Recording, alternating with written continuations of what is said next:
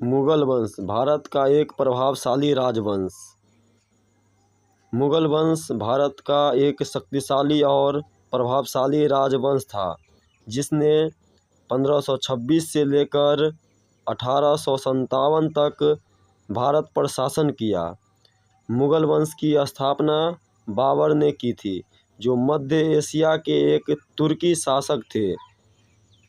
बाबर 1526 से लेकर 1530 तक मुगल वंश पर शासन किया, जिन्होंने पानीपत के प्रथम लड़ाई में दिल्ली के सल्तनत शासक इब्राहिम लोदी को पराजित किया। उसका पुत्र हुमायूं 1530 से 1540 तक शासन किया। पुनः 1555 से 56 तक 1555 से 56 उसके मृत्यु के बाद उसका पुत्र अकबर ने साम्राज्य का विस्तार किया और शासन संभाला।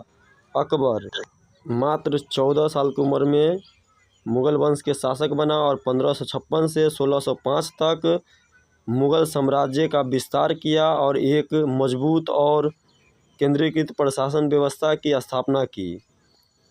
उसके बाद जहांगीर ने मुगल शासक के रूप में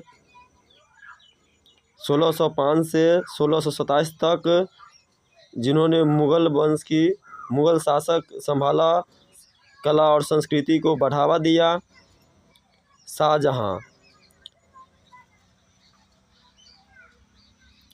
1627 से 1658 तक मुगल शासक का संभाला और ताजमहल जैसे कई सुंदर स्मारकों का निर्माण करवाया। उसके बाद औरंगजेब ने शासन संभाला, जिन्होंने 1658 से 1707 तक मुगल साम्राज्य का शासन संभाला और इसे अपने चरम तक पहुंचाया। आंतरिक संघर्ष मुगल वंश के पतन का एक प्रमुख कारण था। आंतरिक संघर्ष जो शासक के शक्ति के संघर्ष के लिए कारण हुआ था। बाहरी आक्रमण मुगल वंश के पतन का एक अन्य कारण बाहरी आक्रमण थे, जो मध्य एशिया और यूरोप से आए थे। आर्थिक संकट मुगल वंश के पतन का एक अन्य कारण आर्थिक संकट था, जो व्यापार और वाणिज्य में गिरावट के कारण हुआ था। चौथा, प्रशासनिक व्यवस्था का पतन। मुगल वंश के पतन का एक अन्य कारण प्रशासनिक व्यवस्था का पतन था, जो केंद्रीय प्रशासन व्यवस्था का पतन के कारण हुआ था। मुगल वंश के पतन के बाद भारत में एक नए युग की शुरुआत होती है, जिसमें British east India company Bharat पर अपना अधिकार स्थापित किया। अकबर मुगल साम्राज्य का एक महान शासक। अकबर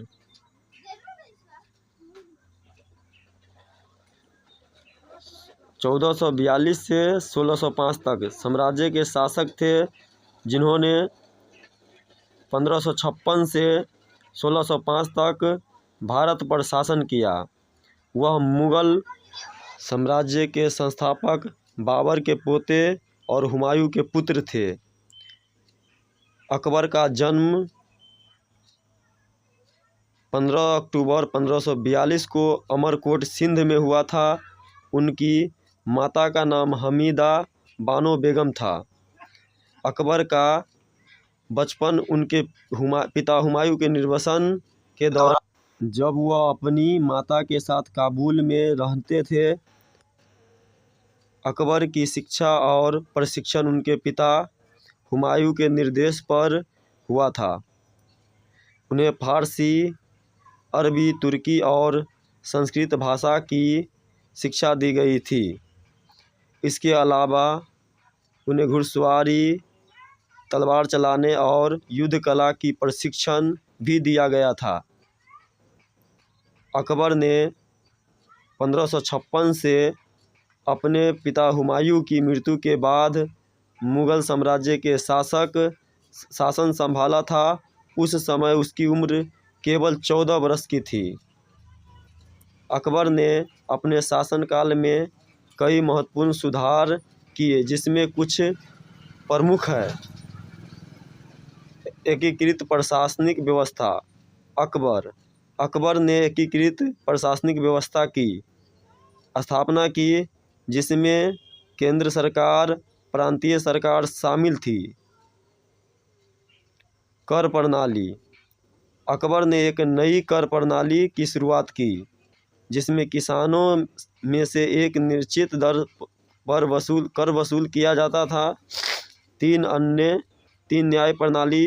अकबर ने न्याय प्रणाली की स्थापना की, जिसमें एक केंद्रीय न्यायालय और प्रांतीय न्यायालय शामिल थे। 4 सैन्य सुधार। अकबर ने अपनी सेना में कई सुधार किए, जिसमें से एक था एक केंद्रीकृत सैन्य प्रणाली की स्थापना। अकबर की व्यक्तिगत जीवन में कई रोचक तथ्य हैं। एक वह धार्मिक व्यक्ति थे और उन्होंने कई धार्मिक सुधार किए। उन्होंने एक नई धार्मिक प्रणाली की स्थापना की, जिन्हें दीन-ए-इलाही कहा जाता था। अगर ये हमारा मेहनत आपको पसंद आया तो हमारे वीडियो को लाइक करें, चैनल को सब्सक्राइब करें और दोस्तों के बीच शेयर करें। धन्यवाद।